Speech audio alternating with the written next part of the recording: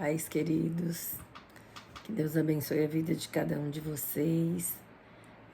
Eu estou aqui para contar como foi que eu tive minha primeira filha e as guerras que eu passei para conseguir ser mãe, né?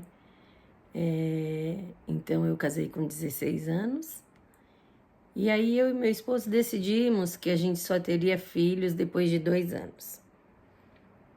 E olha o poder que tem a nossa decisão e a nossa palavra. Apesar que a minha vida inteira foi uma escola de Deus para eu poder ter a minha história para ensinar para as ovelhas que o Senhor nos der hoje, né? Então eu tinha 16 anos, me casei, depois de 3 meses eu fiz 17 anos. Quando eu tinha 3 meses de casado, meu esposo falou assim: eu acho que é melhor a gente já arrumar um filho. Eu falei, então tá bom. Eu sempre fui submissa, eu sempre fui obediente, submissa, sempre fui da paz. Então, se você acha que tá bom, vamos tentar, né? Ter um filho. E aí, o que aconteceu? Eu engravidei, né? Depois de 3 meses, começamos a tentar ter um filho e eu engravidei. Eu comecei a fazer pré-natal, tudo, tinha convênio na época. Aí eu fiz o exame de urina, um particular, um pelo INPS na época. E deu positivo. E aí eu comecei a fazer o pré-natal. Com 3 meses, eu estava já fazendo pré-natal, tudo. E o que aconteceu? Com 5 meses, eu comecei a ter um pequeno sangramento. E nisso, todos os meses eu fazia o pré-natal. Eu ia lá, o médico escutava o coração do bebê, tudo, né? E quando foi com 5 meses, eu fui internada com sangramento. E me internaram no hospital eu não lembro do bairro agora, que é perto da Lapa, em São Paulo. E eu fiquei internada ali no 13º andar, com 17 anos. Não davam muitas satisfações para minha mãe, para o meu esposo. Então eu fiquei ali, meu esposo trabalhava, né, tudo. E naquela época não tinha celular como tem hoje, né? Hoje a gente é internado e a gente tem celular na mão, né? E tem comunicação todo momento com a família. Naquela época não era dessa maneira. E eu fiquei internada 3 dias ali, sem comunicação. Eu não sabia, porque eu nunca tinha ficado longe de minha mãe, da família, de ninguém. Então eu tava ali sozinha, sem saber, ninguém me falava nada. Tava com uma outra pessoa, uma outra jovem no quarto, né? Então tinha duas camas, mas ninguém me falava nada, se eu ia viver, se eu ia morrer, o que ia acontecer comigo, né? Então eu comecei a ficar desesperada. E lá do 13º andar eu olhava as crianças lá embaixo brincando, né? Tudo e dava aquela agonia na minha alma. E aquela moça que estava como paciente ali também, ela foi operada, fez cirurgia das pernas e aí ela voltou, ela dormia todo o tempo. E eu, como sempre, fui muito tímida, né? Poderia, né, falar assim, não, eu quero ver minha família, eu quero falar com alguém, mas não, ficava calada. E eu fiquei esses 3 dias, eu não tomei banho ali, ninguém me sugeriu tomar banho, não comi. Então, com 3 dias, a minha mãe chegou para eles e falou assim, o que está acontecendo? Eu quero saber o que está acontecendo com a minha filha. E aí eles falaram assim, não, você tem que pagar um ultrassom para saber como que ela tá. Seria tão simples, né? O que é a falta de comunicação? E aí minha mãe pagou e eles fizeram um ultrassom em mim e falou que eu não tinha mais bebê. que através daquele sangramento eu perdi o bebê e me dispensaram. Não precisei fazer curetagem, não precisei fazer nada, o sangramento parou. E quando eu cheguei em casa, eu fiquei muito mal. Eu fiquei muito mal mesmo. Eu tive que tomar calmante por 18 dias. Eu sempre soube que a gente tem que vigiar com calmante, com medicação de, né, assim, tarja preta, essas coisas, para não ficar viciado. Então eu sempre tinha medo disso, né? E eu falei para Deus, eu não vou tomar mais que isso. Mas para eu voltar a me alimentar de novo, voltar a dormir, eu tive que tomar. A minha mãe eu tive que dormir na cama com a minha mãe, porque meu esposo trabalhava o dia inteiro, jovem ainda, 20 anos. Ele à noite ele precisava dormir para outro dia ele trabalhar. Então a minha mãe ela ficava comigo ali até eu ter sono, mas eu tive um início de depressão.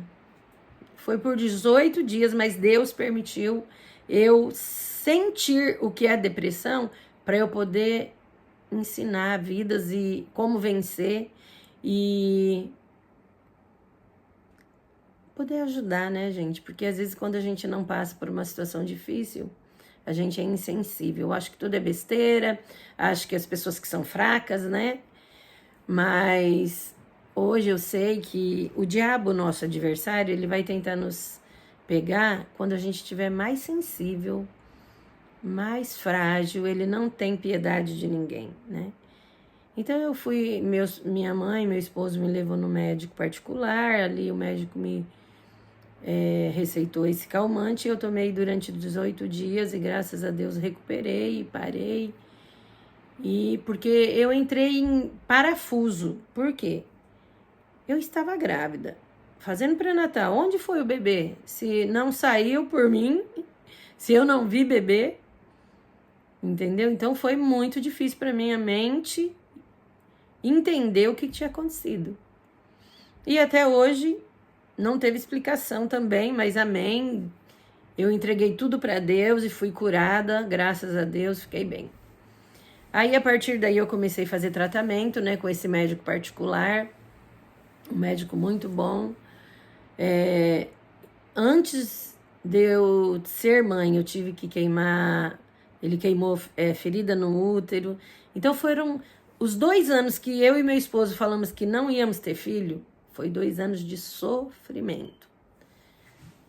Ainda bem que eu era muito jovem, e passei por esses momentos muito difíceis.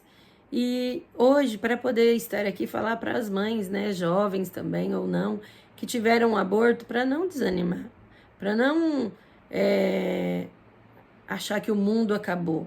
Porque você vai ter ainda, como Deus me deu, Deus vai dar para você também. Há um tempo determinado para todas as coisas debaixo do céu, né? E foi o tempo de Deus me preparar para ser mãe, me preparar no sofrimento para entender e saber o quanto dói. E aí eu tive esse tratamento, né, com esse médico, Dr. Taroso, na época. Quem é ali de Pirituba, de 40, 50 anos atrás, de 30 anos, né, atrás, vai saber quem era ele. E depois de 3 meses, eu engravidei de novo. Quando eu estava já de 3 meses de gestação, aí tive aborto espontâneo novamente. E aí, quando eu comecei com sangramento, eu fui levada ao médico, tudo, eles passaram remédio para tomar, comecei a tomar, mas o meu útero era fragilizado, né? Senti muita dor, muita dor, muita dor. Quando eu fui no banheiro, saiu uma bolinha, né? Ali eu vi que saiu o feto, né? Saiu tudo e perdi de novo. E sempre buscando a Deus, sempre fiel ao Senhor. Passou-se uns dias, Deus usou uma profeta para falar comigo. Muito abençoada, hoje ela já está no céu. E ela chegou para mim e falou assim: Deus está mandando te dizer que esse mês ainda você vai engravidar e vai ter um bebê. E ele vai mudar o seu esposo de empresa também. E quando Deus fala, Deus cumpre. Nesse mesmo mês que Deus falou, isso acho que fazia uns 3 meses que eu tinha tido o segundo aborto espontâneo. Eu engravidei da minha filha Camila e tive ela normal, não tive nenhum início de aborto. Foi uma gravidez abençoada, maravilhosa. Tive ela no dia 9/12 de 87. 87. Né? E ela foi e tem sido uma bênção na minha vida.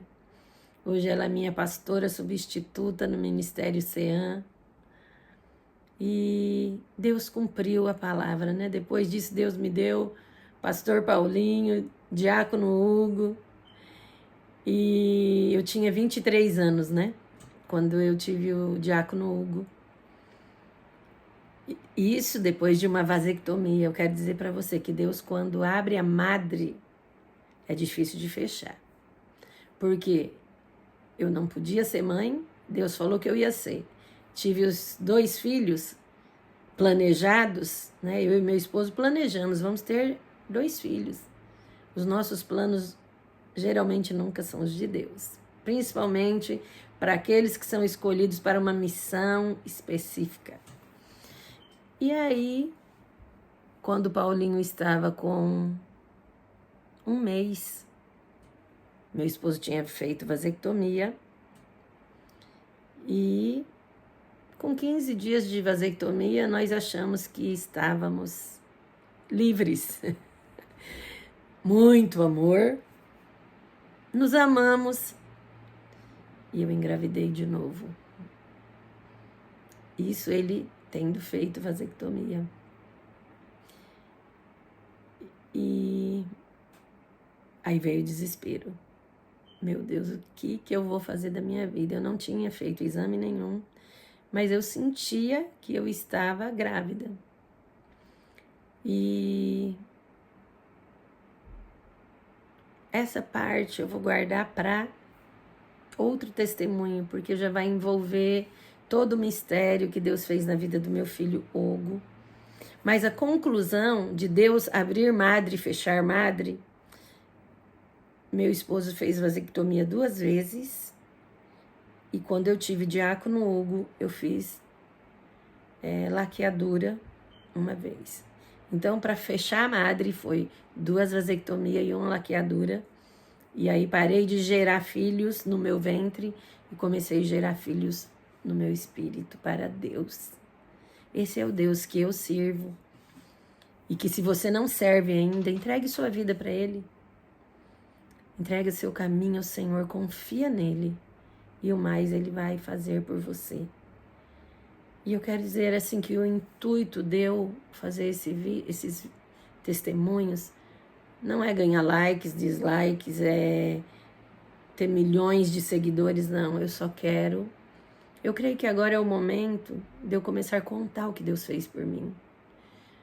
São 56 anos que eu sirvo a Ele e são tantos testemunhos. O que darei eu ao meu Senhor por tantos benefícios que Ele tem feito por mim? Eu preciso começar a deixar registrado, né?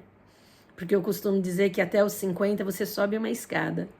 Dos 50 para baixo, dos 50 para cima, você começa a descer essa escada. Então eu preciso registrar tudo que o Senhor fez na minha vida. Todas as maravilhas, todos os testemunhos, todas as atitudes de fé que eu tomei. E que o Senhor respondeu, porque nós servimos a um Deus vivo. Então, se você não serve a Deus, entrega seu caminho ao Senhor. Porque você vai ter provações, você vai ter aflições, mas você vai ter livramentos. Deus abençoe sua vida e fique na paz do Senhor.